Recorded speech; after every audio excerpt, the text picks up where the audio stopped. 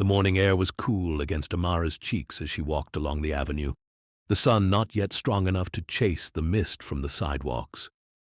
Her sneakers tapped steadily on the pavement, every step purposeful, every breath filled with a kind of quiet hope that only came after years of struggle. She wasn't just here to browse. Today was about more than just a car. It was about proof, tangible, gleaming proof, that she had made it. After everything, after the night spent wondering if she'd ever be seen, ever be accepted, today was supposed to be different. The dealership rose before her like a fortress of glass and steel, immaculate and intimidating. Through the vast windows, she could see the polished bodies of luxury cars, their curves almost mocking in their perfection. She paused for a heartbeat, smoothing the front of her jacket. It was clean, if a little worn at the cuffs. Her hands, calloused from long hours at a job that never quite paid enough, trembled slightly before she stilled them. Head high, smile ready, heart steady, Amara pushed through the door. The inside of the dealership was even more opulent. Chrome fixtures gleaming under soft, expensive lighting, the air heavy with the scent of leather and ambition. Conversations murmured in low, smooth tones. Every surface seemed to shine with a message. This world isn't for everyone. She made her way toward a silver coupe displayed near the center, her reflection gliding across the floor.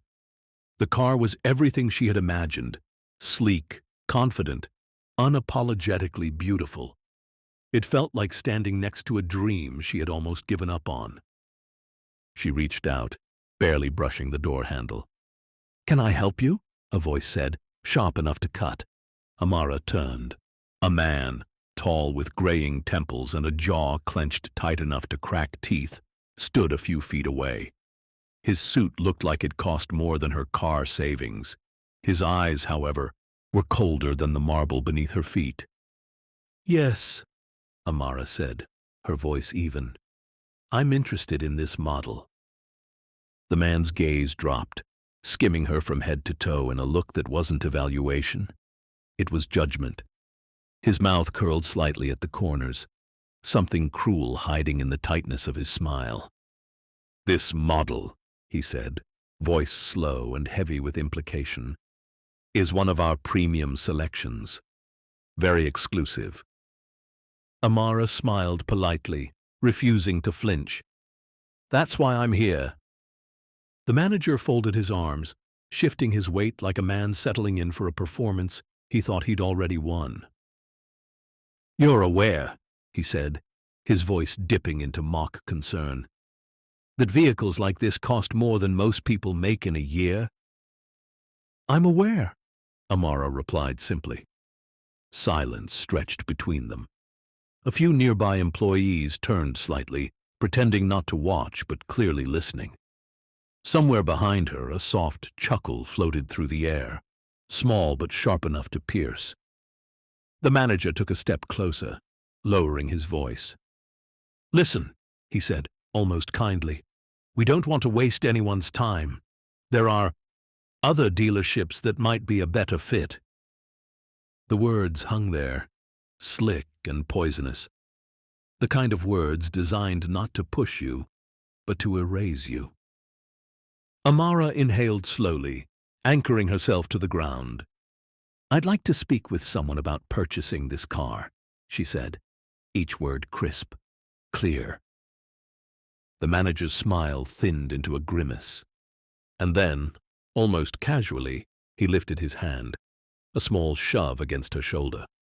It wasn't violent, it wasn't enough to bruise, but it was enough to humiliate. She stumbled back a step, catching herself before she could fall. The room felt suddenly, painfully loud. The fake laughter, the scraping of shoes, the low rush of blood in her ears. Eyes burning, Amara met the manager's gaze. He looked at her the way you might look at a smudge on a perfect mirror. "I'm asking you to leave," he said, not loud, but firm. Her throat closed around the words she wanted to throw at him. Instead, She turned on trembling legs and walked to the door. Each step heavier than the last, each heartbeat roaring louder than anything around her.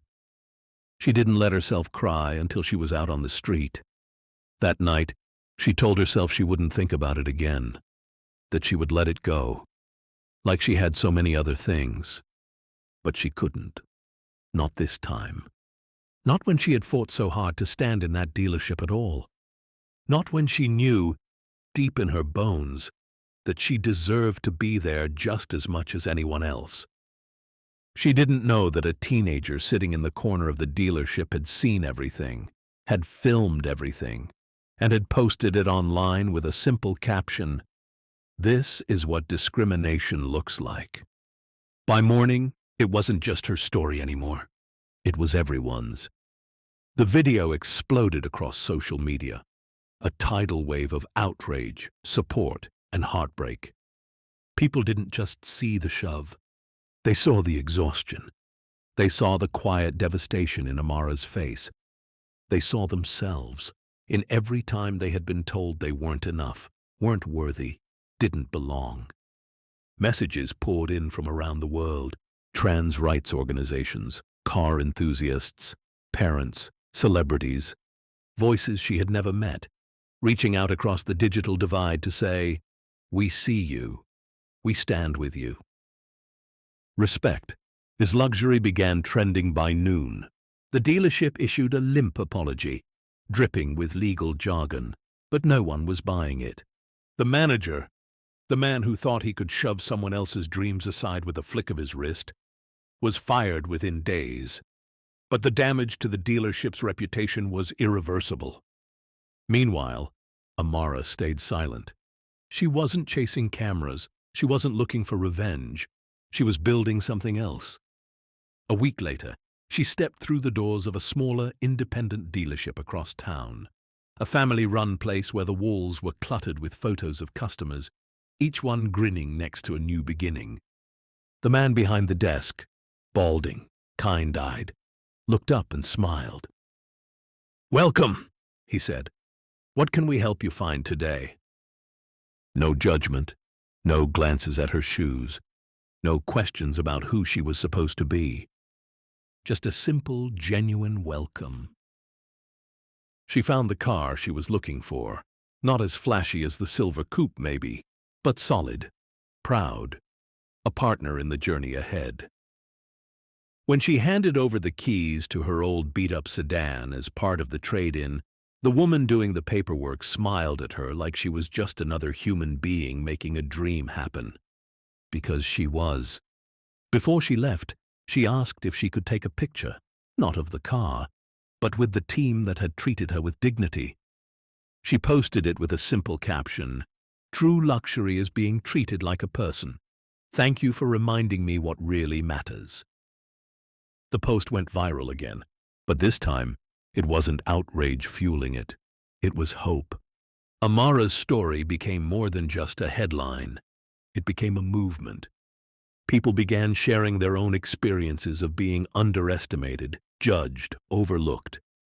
Dealerships across the country posted statements pledging better training, real inclusivity. Hashtags like #humanfirst and #trueluxury flooded timelines. And for once, the world seemed to agree on something.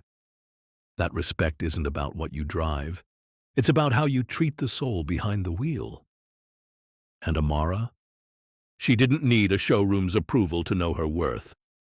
She drove forward, windows down, the wind in her hair, carrying not just herself, but all the dreams no one could ever again shove aside.